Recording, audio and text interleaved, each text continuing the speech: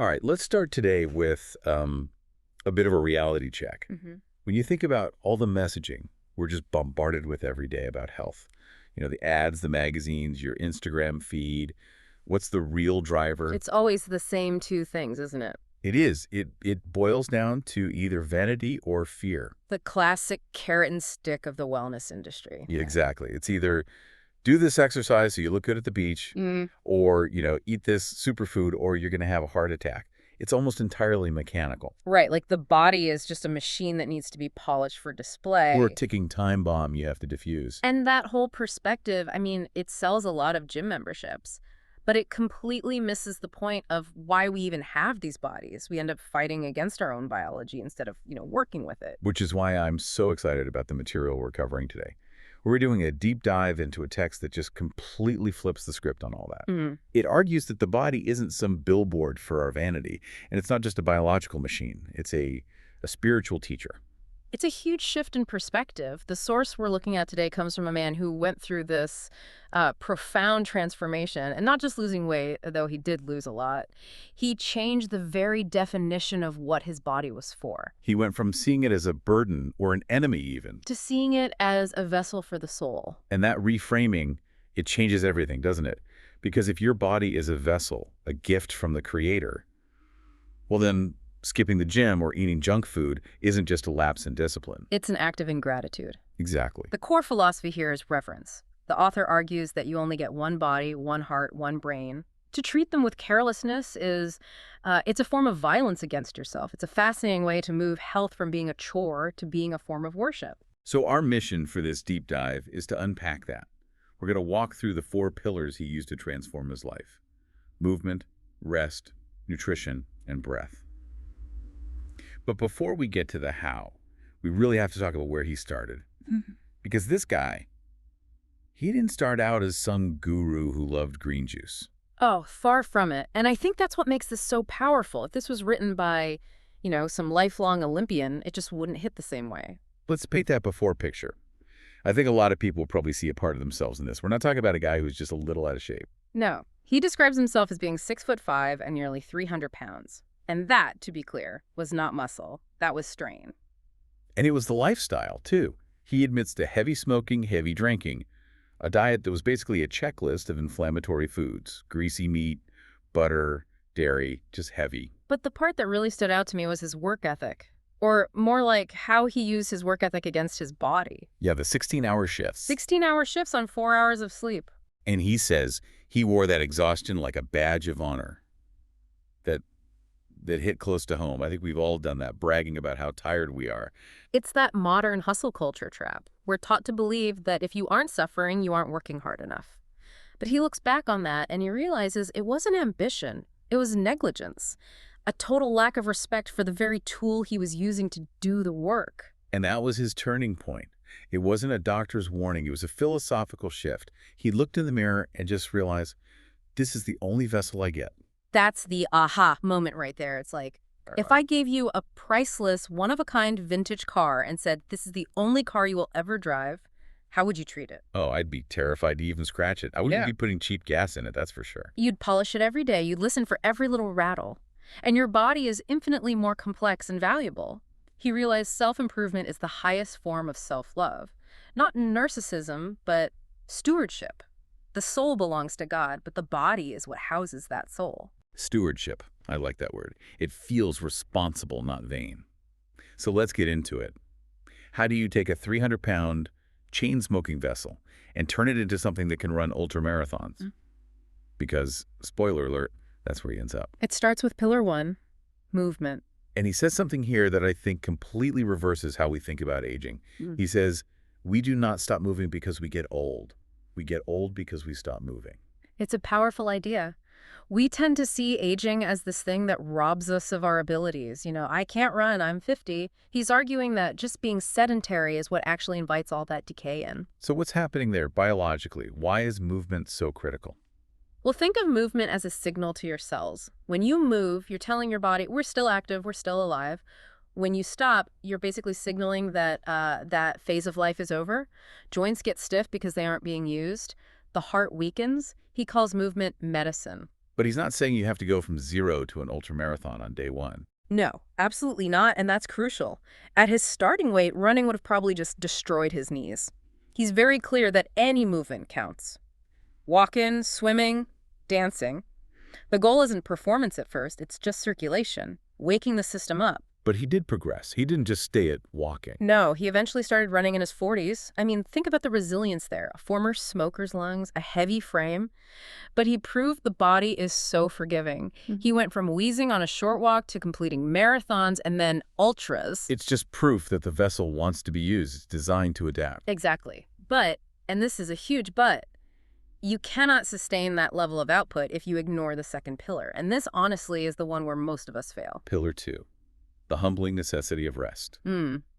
This is where that hustle culture we talked about really digs its heels in and fights back. He admits he used to feel guilty for sleeping, that if he slept more than 4 or 5 hours, he felt like he was wasting his life. I think a lot of us have that voice in our heads. And what was the only time he allowed himself to sleep in? When he was hungover, which is just the irony. Which brings us to a really critical distinction he makes. He separates sleep from passing out. Yeah, he calls sleeping off a night of drinking recovery from poisoning. Which is such a brutal but perfect reframe. When you pass out from exhaustion or from alcohol, your body isn't restoring itself. It's doing damage control. It's triaging toxins. Real rest, clean sleep, that's when the real repair work gets done. So he had to learn to respect sleep as a proactive tool, not just a crash landing. He says age humbled him. He realized he couldn't cheat the system anymore. If he pushes too hard now, exhaustion just finds him. The body presents the invoice right away.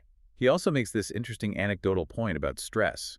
He says the more stress you carry, the more sleep you actually need. It makes perfect sense. I mean, stress is a high-energy state. It just burns through your resources. If you're running your engine in the red all day, you can't expect to refuel in just a few hours. So for him, rest became non-negotiable. 8 hours. It's part of the maintenance of the temple. Right. You wouldn't drive a race car for 24 hours without a pit stop. It's just simple physics. Okay, so we're moving, we're sleeping, but then there's the fuel. In Pillar 3, nutrition. This seems to be where he made the most drastic changes. He calls it nutrition as awakening. Awakening.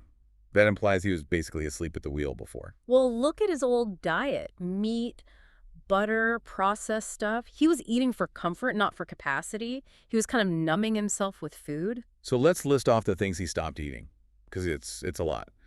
He stopped eating pork, beef, chicken, and drinking milk. He essentially just cleared the deck of all the heavy animal products. And I can hear people now thinking, wait, no chicken, no beef.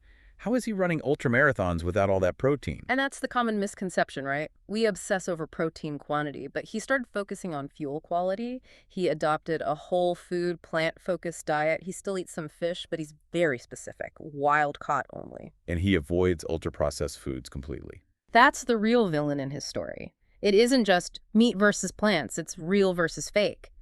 He's convinced his ability to run for, 50 or 100 miles is directly tied to how clean his fuel is. There's a really powerful story in the notes about his mother that kind of drives this point home. Yeah, this is where it gets bigger than just him. Yeah. His mother was facing some very serious health diagnoses. The kind where doctors usually just prescribe a pill and say, manage the decline. But she changed her nutrition, started eating along these same lines. And the result? Her health improved so dramatically that her doctors were asking her what she was doing. They were baffled. Wow, that just shows the body's incredible ability to heal if you just stop poisoning it. But I want to pause on something he calls the middle ground. He has a theory about why we're all so sick. This is a key insight. He believes that modern sickness, inflammation, diabetes, heart disease is basically manufactured. And it's manufactured in that middle ground. Okay, so what is the middle ground? It's the food that isn't quite food. It's the burger from a cow pumped full of hormones. It's the vegetables covered in pesticides, the boxed meal full of preservatives. He's saying the danger isn't just the category of food, but the industrial processing of it. So his advice isn't necessarily everyone has to go vegan. No, and he's careful not to sound preachy. He says, I don't eat perfectly, I eat consciously. If you choose meat, choose high quality. If you choose plants, choose high quality. Just stop eating the chemical shortcuts. It's a shift from what do I crave to is this worthy of the vessel? Exactly. Once he made that connection, he couldn't unsee it. He says it became impossible to call something comfort food when it just felt like poison in his system. So we have the physical pillars. Huh. Move, rest, eat. But the fourth one connects the body to the mind. And this is the one I think most people completely ignore because you can't see it. Pillar 4, breath as the bridge. We all just assume we know how to breathe. I mean, if we didn't, we'd be dead. Why does this need to be a pillar? True, but there's a huge difference between breathing to survive and breathing to perform. Most of us breathe really shallowly into our chests. It signals this constant low-level anxiety to our brains. We're kind of slowly hyperventilating all day long. And he suggests a very specific technique, box breathing. And the numbers here are pretty intense. It's not just take a deep breath. No, it's a discipline, a workout for your lungs and your nervous system. He lays it out.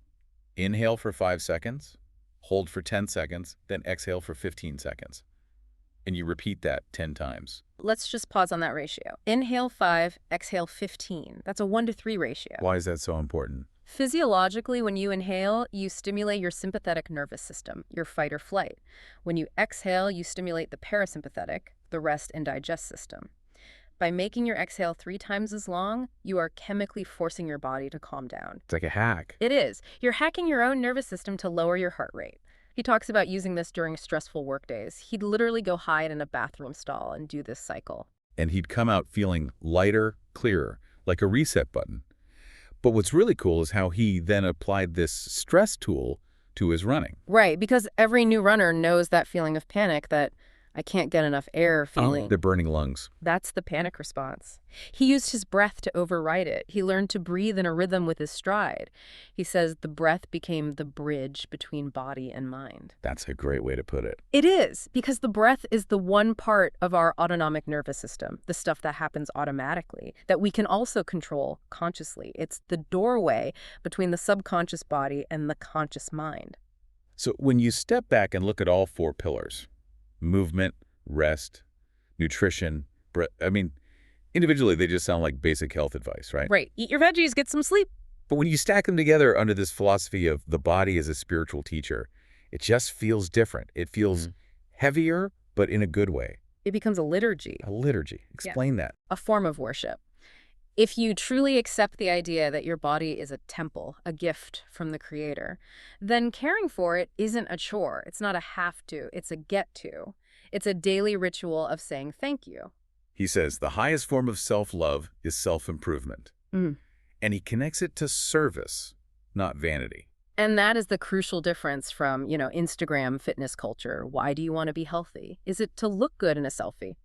Or is it to increase your capacity? Capacity for what? To serve, to work, to love, to create, to play with your kids. He argues that honoring the body preserves our ability to do the work our souls were put here to do. That makes so much sense. If your car breaks down because you put sugar in the gas tank and never change the oil, you can't get to your destination. Exactly. The work doesn't get done. It takes the guilt out of self-care. It stops being selfish and starts being responsible.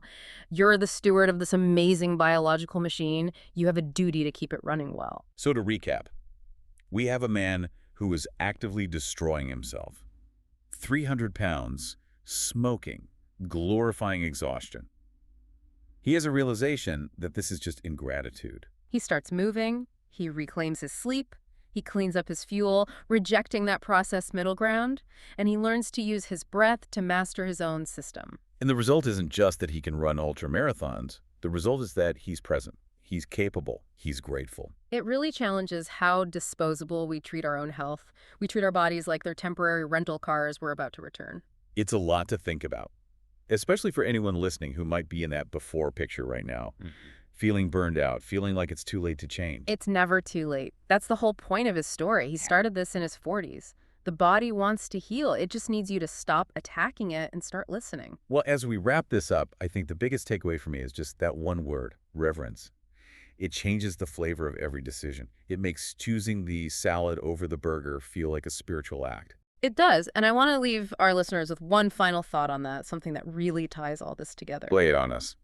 We treat our material possessions with so much care, We put protective cases on our phones, we change the oil in our cars, we insure our homes, because they're expensive to replace. But your body is the only thing you truly own that can never be replaced. There is no trade-in. That's a sobering thought. So the question to ponder is this. If your body is the only vessel you will ever have to carry your consciousness through this life, are you treating it like a cheap rental? Or are you treating it like the temple it was designed to be? Rental car or temple? That is definitely going to stick with me. I think I'll be thinking about that the next time I'm deciding between getting 8 hours of sleep or scrolling on my phone. Me too. Thanks for joining us on this deep dive. Take care of the vessel, and we'll see you next time.